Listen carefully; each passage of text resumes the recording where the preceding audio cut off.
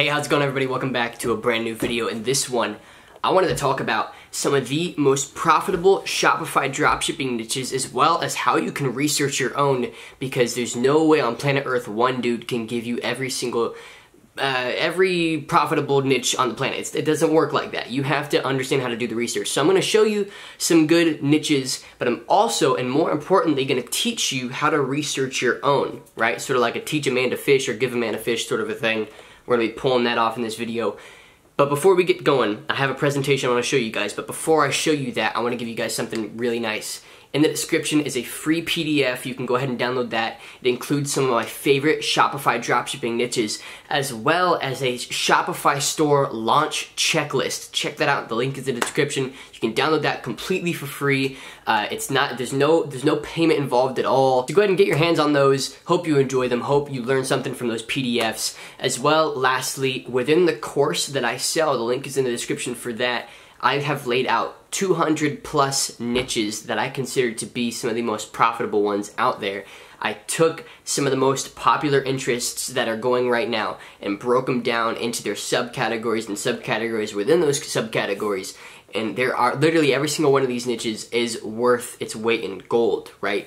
Every single one of these you can tap into and make real money with, and I highly recommend that you check that out. As well, in the course, I teach you how to launch Shopify Facebook ads, how to contact influencers and run influencer ads, how I set up my stores for the best conversions, how I hire virtual assistants, all that. But I'm not going to sell you on anything else anymore. I'm just going to give you straight value from here on out in the video. I'm going to hop into my computer here in a moment, and we're going to talk about how to find the best Shopify dropshipping niches to start on as a beginner, or maybe you're launching a new store as an intermediate seller, or maybe you're an expert seller who's just doing some research on the side and is curious to see what this stupid kid has to say about something that you know a bunch about already. But I don't know why you're here, but you know, hey, welcome, what's up? So super short, super sweet, very straight to the point. Hopping into my computer, I now have a quick little presentation that I threw together for you guys. Just nothing special, it just keeps me on track and keeps the video value packed, because if I just make it just my words, then that's one thing, but if I actually sort of lay out what I want to tell you guys and make sure that I do my research before a video and spend a lot of time crafting it, then you guys get a lot more value from it. And if that's not worth a subscribe, cough, I don't know what is. Whew. Alright, moving on to the video here. Best dropshipping niches in 2018. There's a lot of ways to research a niche. There's a lot of ways to test one. I'm going to talk about real quick how I would go about this in this presentation. So there are two types of niches. Sorry, there's interest niches and there's trend niches. And you know, I wouldn't say that this is a fully true statement. There's plenty of other types of niches, but these are the two primary kinds. There's interests, which would be maybe a hobby or maybe a lifestyle sort of a niche, and then there's trends, right? For example, like fidget spinners. You know, those were a trend. They were here, now they're gone. It's a trend. So the type that I typically prefer to go with, and the type that I typically prefer other people go with, are interest-based niches. Interest or passion-based niches, hobbies, you know, lifestyle, that sort of a thing. For example, you know, knitting, or maybe dogs and pets, or maybe, you know, gamers, right? That would be an interest niche. Trends, there are trends within those interests, right? So like maybe for gaming, one of the most popular games right now would be Fortnite. I know it's a very popular game. I haven't played it yet, but I've heard about it a lot. So a trend within the gaming niche would be Fortnite. So you can create a Fortnite-based apparel store, which somebody actually did and shot me a message and say they got their first sale, which is really cool. They sent me that over Instagram. Very proud of him. He watched the YouTube content, went through the course, and got his very first sale with a Fortnite apparel line, which is pretty sick. But that's interests and trends. Those are two different types of niches, just so you have a bit more of context. The reason why I separate those, so I can clarify this with you, interest niches are a lot more long-term, but typically make a little less money. Trend niches are very short-term, but you make a lot of money.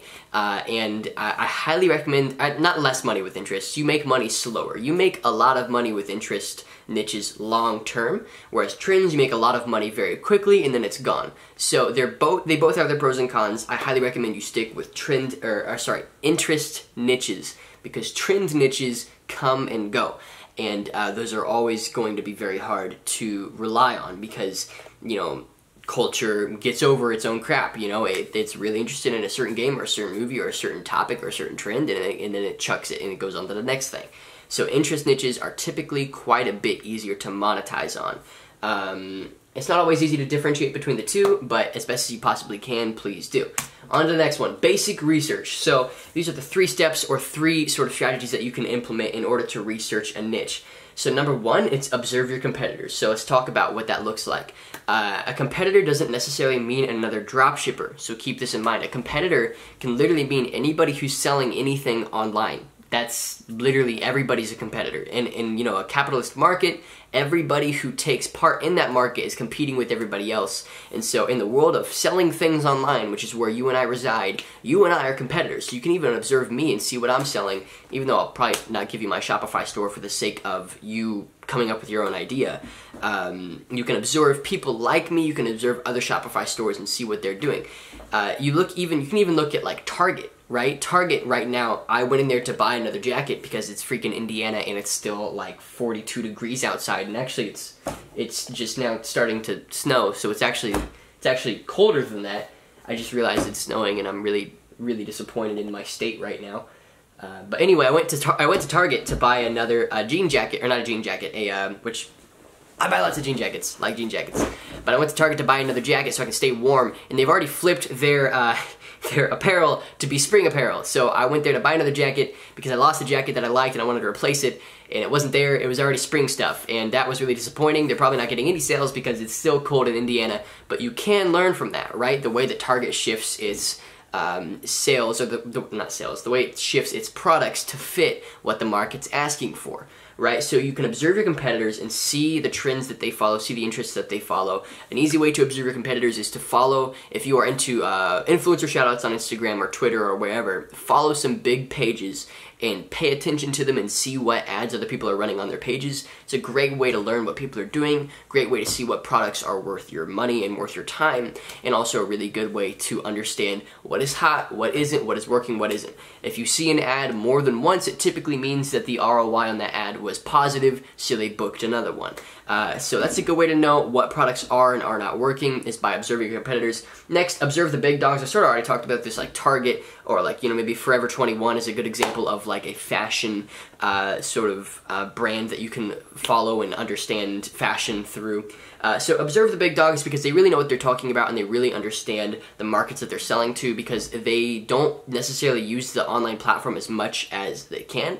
I believe Forever 21, Target, these locations are primarily physical locations. They do sell online because it's an additive to their revenue, and then it's a smart move. But more than anything, they sell physical location, and there's a lot that we can learn from that. So observe the big dogs, look at what they're selling, and try to catch on to what they are removing and what they're adding, what they're changing, right? Just learn from them. And then lastly, in order to find trend niches, again, which is what we talked about up here, interests and trends. In order to find trend niches, you can search Google Trends, which is a website. Go ahead and Google it when you can. Just search Google Trends, and you can actually type in a word and then see the analytics for that word, how many times it's getting searched daily, you know, the demographics that are typically searching it, and you can actually dig into a niche very, very quickly and learn who's searching what, and you can actually see, you can look in the years past and actually see how often these things are getting searched, right, through sort of a statistic bar or freaking whatever. Next thing I want to talk about is red ocean versus blue ocean. So red ocean, right, and this is probably a slightly foreign concept to a handful of people. Red ocean niches are niches that are already taken up and there's already lots of people making money in them, but you can join in and make money too. The reason why they call it red ocean is because it's supposed to paint a picture of like a shark who has eaten all the fish, and now it's bloody waters, right? So there's plenty of sharks who have already eaten up all the fish in this water, and now it's bloody waters.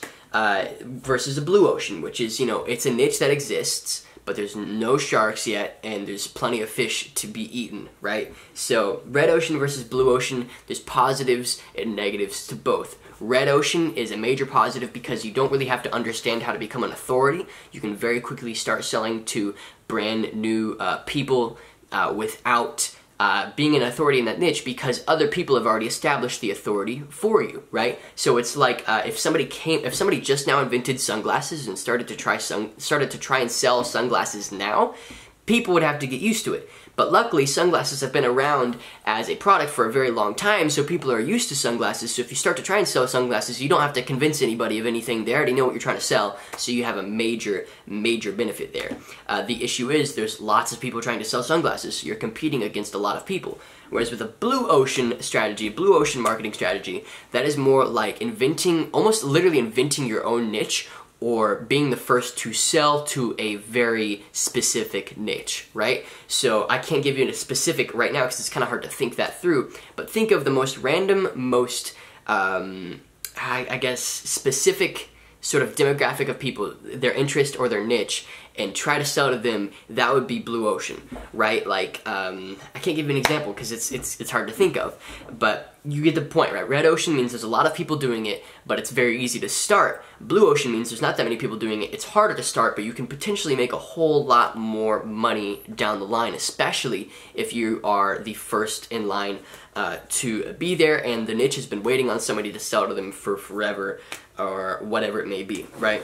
So my recommendation as to what you should do as a beginner dropshipper in terms of launching your store. Firstly, grab my PDF of my launch checklist. It's everything that you need before you launch your store. And I wish I had this checklist when I was starting, because if I did, I would have fixed a lot of the problems that I actually deal with right now in my stores, to be totally frank with you. But my recommendation when you're starting your store is start a general store and test.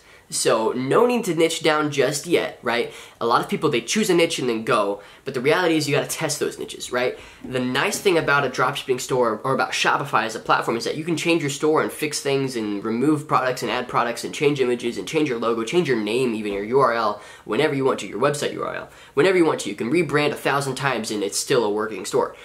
So with that being said, there's no need to dedicate to a specific niche as a beginner. There is ever a need to dedicate to a specific niche once you're down the line and once you want to establish yourself, because there's 1,001 benefits to doing so. But as a beginner, the best thing you can do from my vantage point is start a general store and test using Facebook ads, using influencer ads, using whatever source of traffic you possibly can, and test different products, test different niches. So what I mean by test is, return on investment, how much time it takes for that return on investment to make it into your pocket, what forms of marketing are working, what products are working, right? What, I guess, well, there's plenty of things that you can test, right? And I believe that the best way to do so is to start a general store and test various products. And then once a product works, then build another store around that product and continue marketing that product to that niche, but upsell them on other products that that niche may be interested in as well, and test what upsells work the best.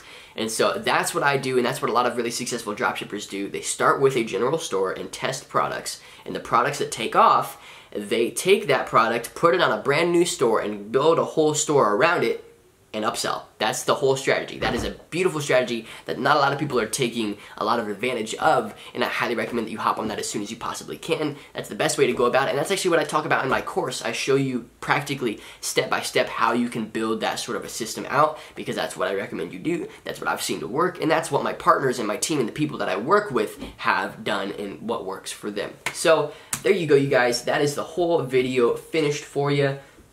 Hope you enjoyed. Hope I brought you some value in this one. Hope I clarified exactly what it looks like to research some niches and to understand what it looks like to find a profitable one and actually test it. Hope I taught you something good today. If I did, leave a like down below and subscribe and turn on notifications using the notification little bell thing, because I do upload on a consistent basis on this channel, and I want to continue to bring you and people like you value long term. Thanks again for watching. Hope you enjoyed, and I'll see you in the next one.